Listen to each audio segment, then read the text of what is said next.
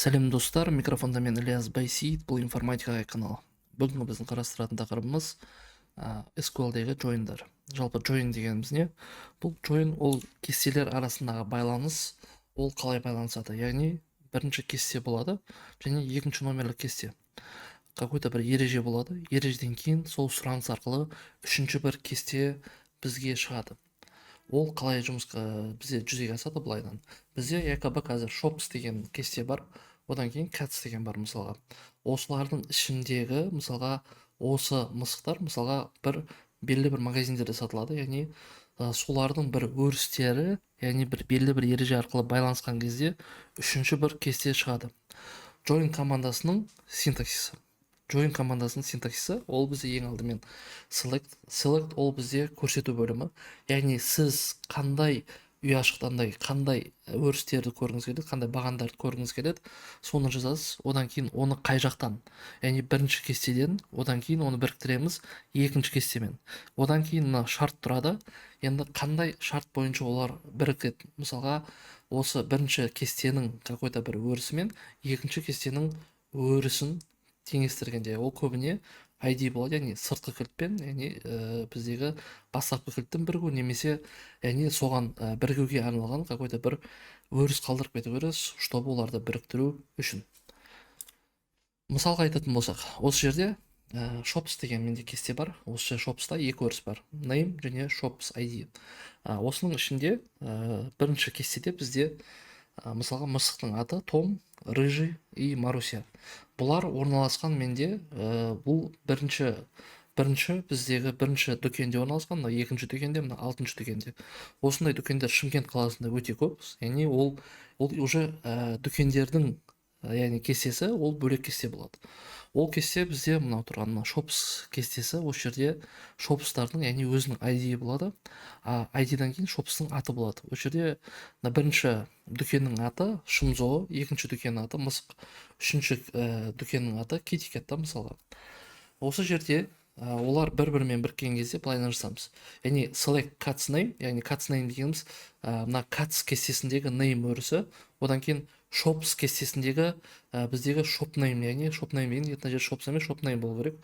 Осымен бірігеді, яғни бірінші shopстан кейін оны біргеміз, яғни мысықтармен біріктіреміз.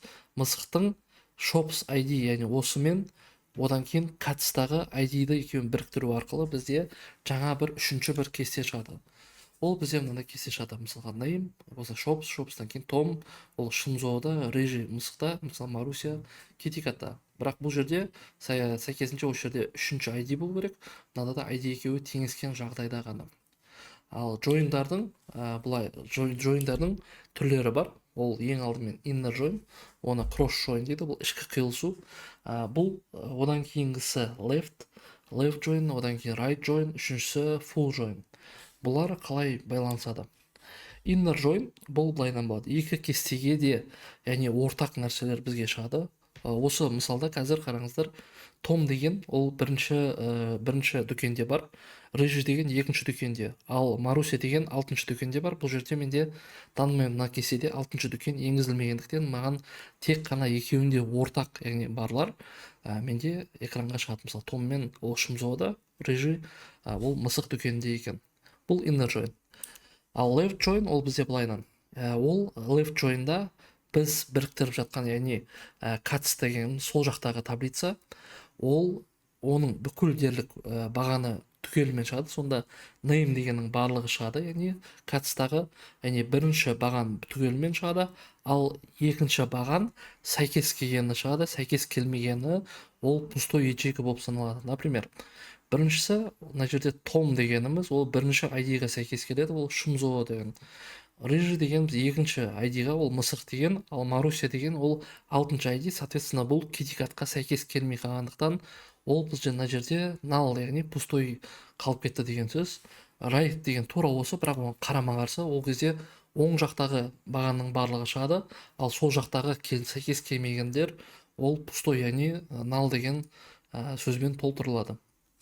Одан кейінгі түрі ол бізде full join. Full join'да ол бізде түгелімен бірінші name дегендер шығып алады, пустой жері nullмен, ал оң жақтағы одан кейін Китикатқа бізде пустоймен аяқталады. Ең қызығы бұл full join бізде SQL-дың соңғы версияларында алынып тасталынған. Яғни көбіне бізде пайдаланамыз right, left, inner join-ды. Назарларыңызға рахмет, сау болыңыздар, келесі кездескенше. Our hearts beat to the city streets. We began to feel the fire.